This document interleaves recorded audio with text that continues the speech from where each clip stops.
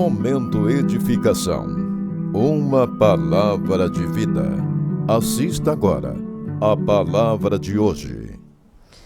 Amém, irmãos, graça e paz, sejam bem-vindos ao vídeo número 2 dessa série que nós vamos fazer, que nós estamos meditando aqui sobre uma família à luz do Evangelho.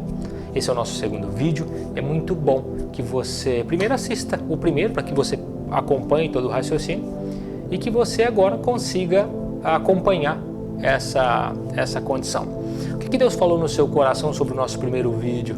Será que você tem permitido que as pessoas sejam o que elas querem, mas será que você também tem preservado o seu coração e não tem se permitido ser? Será que a sua casa você tem permitido que a sua casa se torne aquilo que o mundo quer ou não? É isso que nós aprendemos no primeiro vídeo e nós vamos falar nesse segundo vídeo aqui uma outra característica da família sob a luz do Evangelho. E a segunda característica que nós aprendemos sobre o que é uma família à luz do Evangelho é a família, ela permite o crescimento, ainda que com dor. Acompanhe comigo a leitura do capítulo 15 de Lucas, versículos 14 e 16, diz assim: Depois de ter gasto tudo, houve uma grande fome em toda aquela região. E ele, o filho, que tinha saído, e ele começou a passar necessidade. Por isso foi empregar-se com um dos cidadãos daquela região, que o mandou para o seu campo a fim de cuidar dos seus porcos. E ele desejava encher o estômago com a lavagem que os porcos comiam, mas ninguém lhe dava nada. Olha que interessante esse aspecto, e você precisa entender isso. O pai permite que o filho, munido de um desejo rebelde, de um desejo segregador, pegasse toda a sua parte na herança e fugisse, fosse embora para uma terra. E a Bíblia fala que lá esse filho, de posse de toda a riqueza que o pai lhe havia compartilhado, esse filho então gasta de forma irresponsável, e tudo aquilo que é gasto de forma irresponsável não perdura, todo o plano executado de forma relaxada não tende a gerar um bom resultado. Esse filho então, ele chega num ponto que ele quebra, ele falha.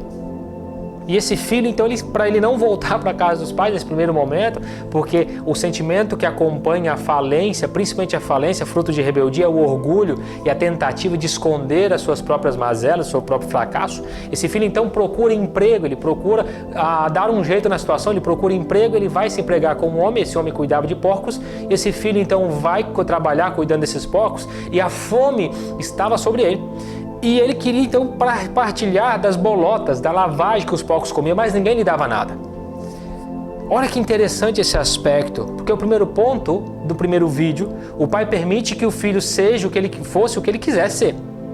Mas o pai não permitiu que a casa o acompanhasse na rebeldia. E no segundo ponto que nós aprendemos com a conduta desse pai, é que ele permite que o filho vá embora, o filho vai, mas ele permite que o filho aprenda, ele permite que o filho cresça, ainda que com dor. Porque você acha que o pai não sabia disso? Você acha que o pai ele não sabia do que iria acontecer com o filho? Claro que sabia. O homem relatado aqui como pai nessa parábola era um homem extremamente sábio, já devia ter passado por algumas necessidades. Ele sabia o que esperava o filho, mas ele permite que o filho vá, porque isso faria com que o filho aprendesse, isso faria com que o filho aprendesse as coisas. Esse sofrimento pelo qual o filho iria passar, fruto das escolhas desse próprio rapaz, era necessário para que ele aprendesse. Então nós aprendemos aqui a segunda característica de uma família à luz do Evangelho. Ela permite o crescimento ainda que com dor. Isso é importante pensar porque nós vemos tempos em que há uma confusão de papéis, em que os pais, na iminência de preservar os seus filhos, privam os seus filhos de qualquer experiência negativa a fim de protegê-los, mas ao fazer isso impede que os seus filhos aprendam a colher as consequências de suas próprias escolhas. E somente depois que eu colho os frutos das minhas próprias escolhas, eu posso então ponderar sobre a qualidade do que tenho plantado. Se eu não permito que os meus filhos, se eu não permito que as pessoas colham os frutos de suas próprias consequências, elas jamais aprenderão como plantar melhores sementes e colherão então produzindo frutos amargos para outras pessoas colher. Quantas famílias você conhece que sucumbiram à rebeldia do próprio filho, em que o filho ou uma filha ou um parente de forma totalmente descabida de propósito fez a família inteira sucumbir, a família foi atrás achando que estaria fazendo o melhor quando na verdade não estava. A pior coisa que você pode fazer pelo seu filho, a pior coisa que eu posso fazer pela minha filha, é privá-la da frustração. Por mais cruel que isso lhe pareça, a frustração ensina coisas que a alegria jamais pode ensinar. A frustração, às vezes uma cicatriz no joelho ensina coisas que aula nenhuma, que faculdade nenhuma pode ensinar. Porque a melhor faculdade que se tem é a faculdade chamada da experiência de vida. E as famílias têm pecado muito nesse aspecto, de privar as pessoas de serem o que elas são, e aí impedem que elas sofram.